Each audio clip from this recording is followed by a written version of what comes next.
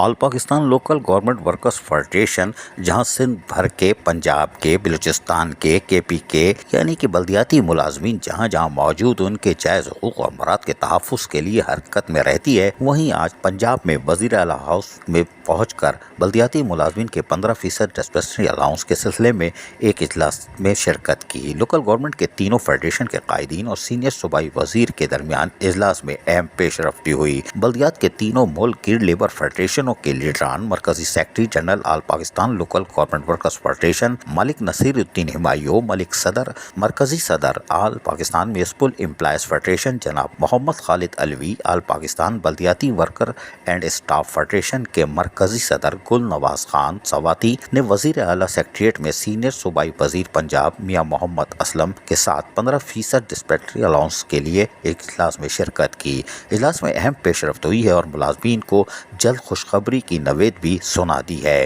امیر حمزہ بٹو secretary اطلاعات کے مطابق میاں اسلم سے ہونے والی ملاقات کامیاب رہی۔ واضح رہے کہ پنجاب میں all Pakistan local government workers federation سمیت دیگر فیڈریشنز نے یقینی طور پر ایک کامیاب دھرنا دیا تھا، جہاں میاں اسلم نے پہنچ کر ان کو یقین دہانی کراتے ہوئے دھرنا ختم کروا دیا تھا اور تمام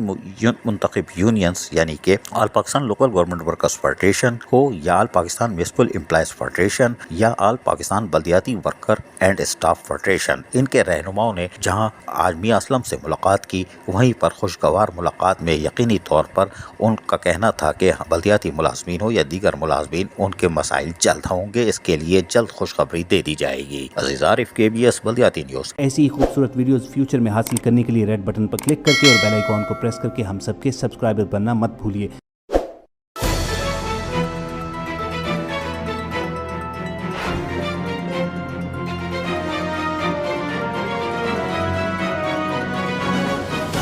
KBS